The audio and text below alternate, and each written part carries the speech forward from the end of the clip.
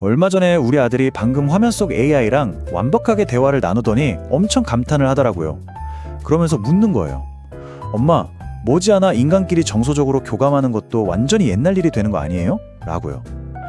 솔직히 요즘 다들 한 번쯤은 이런 생각 해보셨을 겁니다. 화면 속 AI가 너무 똑똑해지고 자연스러워지니까 결국 우리의 깊은 감정마저 완벽히 대체할 것 같단 말이죠.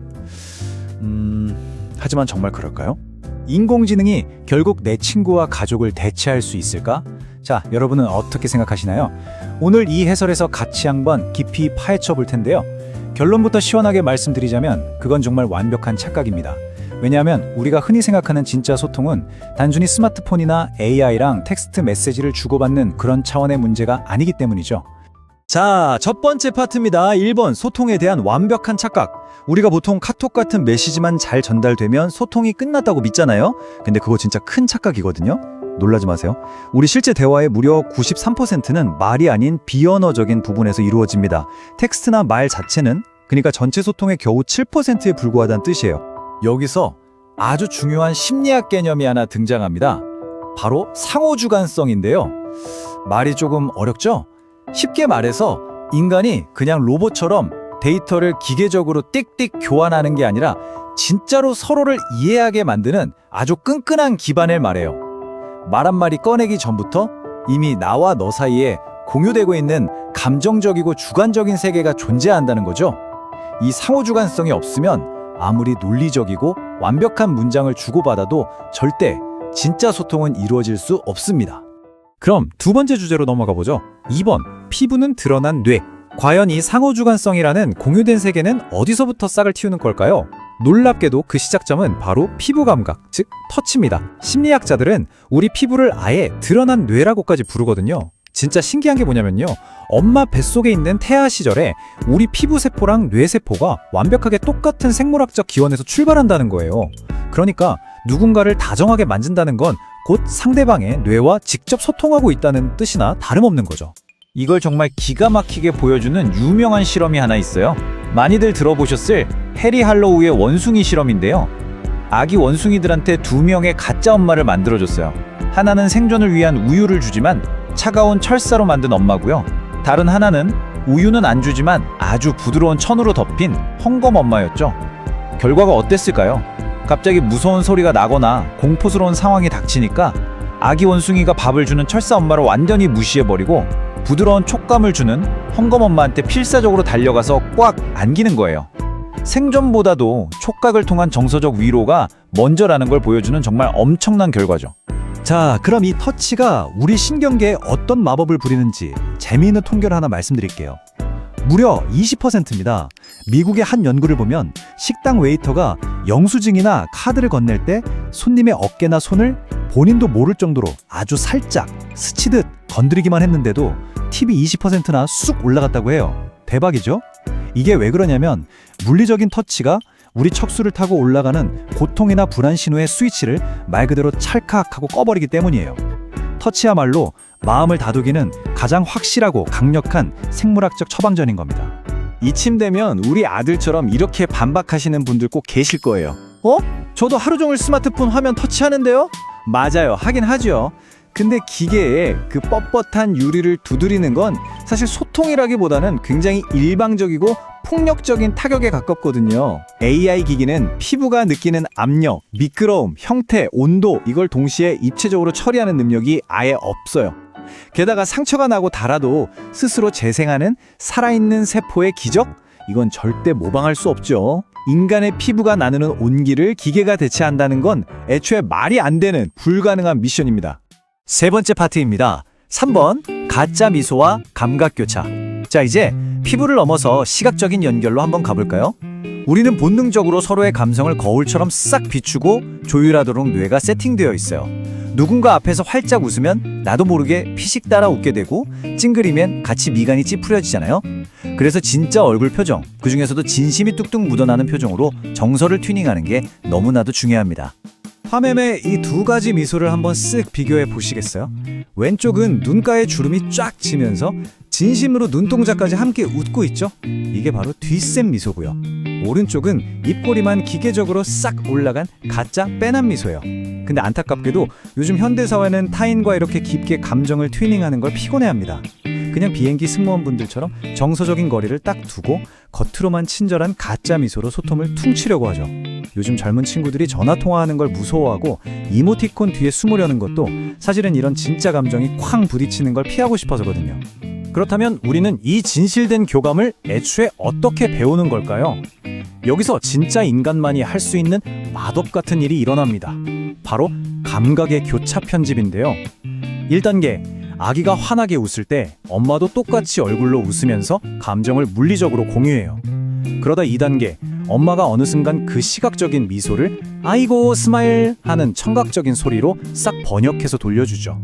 3단계, 똑같은 기쁨이라는 본질은 공유하면서도 감각의 차원이 변하는 걸 느끼고 아기는 깨닫습니다. 아, 나랑 엄마는 다른 존재구나 하고 마침내 자의식이 탄생하는 거죠. 그냥 입력된 데이터만 앵무새처럼 출력하는 AI는 절대 흉내도 못 낼 기적 같은 일입니다. 네 번째 파트, 깍꿍놀이의 비밀입니다. 어릴 때 다들 깍꿍놀이 해보셨죠? 우리 아들도 진짜 좋아했거든요. 이게 그냥 아기들 웃게 하려는 유치한 장난 같아 보이잖아요. 근데 놀랍게도 이거 방금 말씀드린 상호 주관성을 바탕으로 인간 소통의 리듬을 배우는 엄청난 고도의 훈련 과정이랍니다. 전 세계 엄마들이 아직 말도 제대로 못하는 핏덩이 아기들한테 공통적으로 끊임없이 묻는 말이 있어요. 이거 누가 그랬어? 누가 그랬지? 솔직히 대답을 바라는 불가능한 질문이잖아요. 그런데 사실 이건 정답을 요구하는 게 아니라 소통을 마치 테니스 게임처럼 서로 핑퐁으로 주고받는 순서 교대, 즉 턴테이킹을 가르치고 있는 중인 거예요. 아기가 대답 대신 방긋 웃으면 아하, 내 순서가 왔으니까 반응해야 하는구나 하고 소통의 가장 기본적인 룰을 몸에 새기는 거죠. 이 순서를 주고받는 리듬이 얼마나 무시무시한 힘을 가졌는지 이 숫자 6이 기가 막히게 보여줍니다. 2015년에 오바마 전 미국 대통령이 흑인교회 총격사건 추도사 연설을 하다가 무려 6초 동안 완벽하게 침묵을 지킨 적이 있어요. 방송에서 6초면 진짜 대형 사고잖아요. 하지만 이 절묘한 멈춤은 그 수많은 청중을 오바마 자신의 감정적 공간 안으로 쑥 끌어당기는 완벽한 턴테이킹이었어요. 사람들은 그 6초 동안 마음으로 응답했고 이어지는 어메이징 그레이스 노래에 진짜 모두가 하나 되어 빠져들었죠. 5번째 주제입니다. AI의 0.6초 대 인간의 0.2초. 자, 드디어 AI가 우리를 완벽하게 대체할 수 없는 결정적인 생물학적 증거를 수학적 데이터로 확인해 볼 시간입니다. 진짜 소름 돋는 진실이 하나 기다리고 있어요. 이 수치들을 한번 잘 보세요. 인간이 상대방의 말을 쫙 듣고 내 생각을 정리해서 입 밖으로 내뱉는데 필요한 내 최소 물리적 처리 시간이 0.2초예요.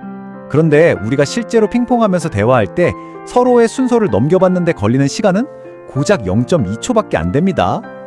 아니, 머리 굴리는데 0.6초가 필요한데 어떻게 0.2초 만에 반응을 하냐고요.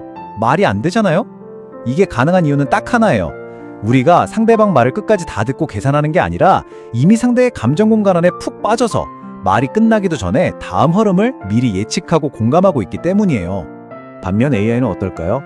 아무리 똑똑하고 날고 끼는 AI 모델한테 이 인간의 턴테이킹 리듬을 학습시켜봐도 AI는 결국 사용자의 입력이 다 끝날 때까지 멍하니 기다렸다가 그제야 0.6초 이상을 끙끙대며 연산하고 답변을 뱉어내거든요. 대화의 맥락 속에서 정서적인 공간을 함께 살아내고 또 기다려주는 인간과는 달리 AI는 그냥 무미건조하게 데이터 입출력만 반복할 뿐이에요. 그래서 기계랑 대화하다 보면 아무리 자연스러워 보여도 항상 어딘가 미묘하게 엇박자가 나고 탁 끊어지는 느낌이 드는 겁니다. 자, 드디어 마지막 6번째 파트네요. 미래 소통의 진정한 본질. 이제 조금 감이 오시죠? 우리가 화면 속 AI가 만들어내는 완벽한 문장에만 홀려서 우리 소통의 93%를 차지하는 이 비언어적인 교감을 놓쳐버린다면 그건 우리를 근본적인 인간성에서 똑 떼어놓는 아주 치명적인 실수가 될 거라는 걸요. 요즘 인터넷 공간이나 SNS 보세요. 진짜 얼마나 공격적이고 극단적으로 험악해지고 있습니까? 서로 따뜻한 눈빛 한번 맞추지 않고 피부에 온기 한번 나누지 않은 채 뇌와 뇌가 그저 차가운 텍스트로만 연결되려고 할 때 벌어지는 끔찍한 현상. 우리는 그걸 탈문명화라고 부릅니다. 서로를 배려하고 대화의 순서를 주고받던 그 아름다운 상호주관적인 규칙들이 모니터 뒤에서 완전히 바스라져 내린 거죠. 그래서 저는 오늘 이 해설을 통해 여러분께 그리고 우리 아들에게 이 말씀을 꼭 드리고 싶었어요. 다가올 미래는 AI를 얼마나 더 사람처럼 그럴싸하게 만드느냐에 달려있는 게 아닙니다. 오히려 우리 인간이 오프라인에서 물리적으로 부대끼고 서로의 감각을 진하게 나누는 그 상호주관적인 경험을 어떻게 다시 되찾느냐에 달려있어요. 진짜 치유 그리고 진짜 소통은 밖으로 나가서 사람들과 같은 공간에 머물고 함께 음악에 호흡을 맞추고 곁에 있는 사람과 다정하게 어깨를 부딪힐 때 비로소 완성되는 겁니다. 제 이야기를 쭉 듣더니 우리 아들이 마지막에 딱 이렇게 묻더라고요. 엄마, 그럼 전 오늘 누구랑 진짜 눈을 맞춰야 하죠? 라고요. 끝까지 이 해설을 함께 해주신 여러분, 화면 속 차가운 지능이 아무리 화려하고 매끄러운 말솜씨를 뽐낸다 한들 내 손을 꽉 잡아주는 그 0.2초의 찰나의 공감을 결코 대신할 수는 없습니다. 오늘 당신은 이 차가운 화면에서 눈을 떼고 과연 누구와 진심 어린 눈맞춤을 하시겠습니까? 우리의 진짜 소통은 바로 그 따뜻한 시선에서부터 다시 시작됩니다.